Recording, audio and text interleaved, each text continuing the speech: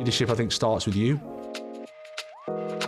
I think to know yourself is really important, to be aware of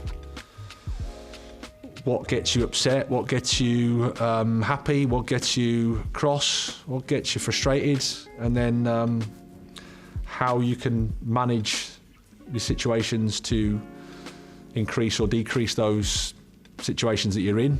It's hard to lead others if you haven't got that self-control yourself. So firstly, I think it's self-awareness. And then it's about building relationships, helping the players improve, creating an environment that people feel part of, that they feel that they're getting better in, and they feel that there's an element, I think, of choice, because football, you have to remember, is a player's game. It's not a coach's game. You can't intervene. There's no timeouts. Players are out there on the pitch for 90 minutes and they've got to make lots and lots of decisions. You have to sort of empower them to feel good enough to take those decisions, and then you're there to help them, support them. I think honesty is a key one. In my experience, I think players, although they might disagree and be angry, I think they appreciate that you're honest with them.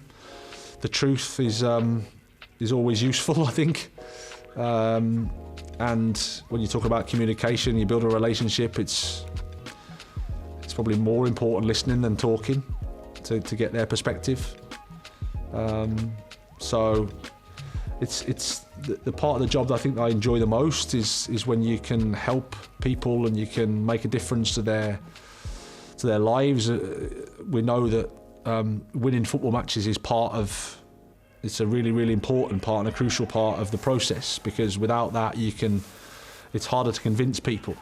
So winning football matches is important, but I think while I'm in coaching, or why I got into this, was to help players, to create an environment where they can feel that they're improving and getting better, and if you do that right, I think then you've got a good chance that results can go your way as well.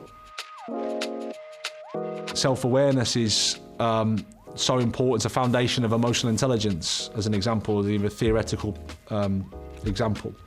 And I think my experiences of management, it's a cliche and it's a truth, that football is a results game.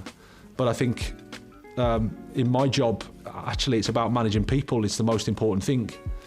And when you talk about losing the dressing room, it's probably that you haven't managed those people correctly, and they don't believe in you anymore.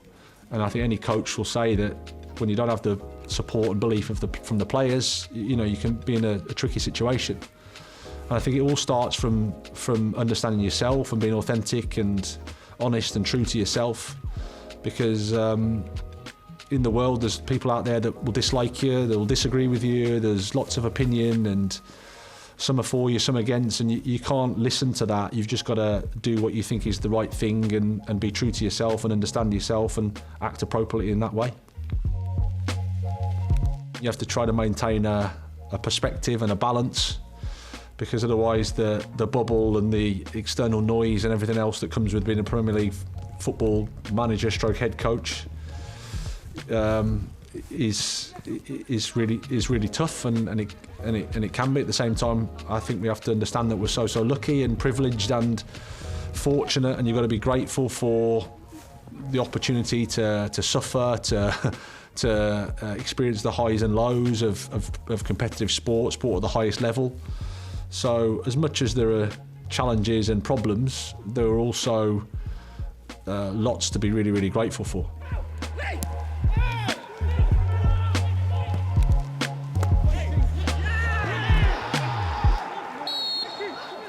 It's something I must admit that I'm not perfect at, and I have to improve. You've got to try and find a way to develop, to learn, to appreciate the ups and downs of the job. That's the beauty of the game. It's a low-scoring game, variance, margins, referee calls, etc. It's why the game is so beautiful. It's why it's the best game in the world, is that we can't control it, and the players are ultimately on the pitch as well, and you can't control those because they're 22 human beings.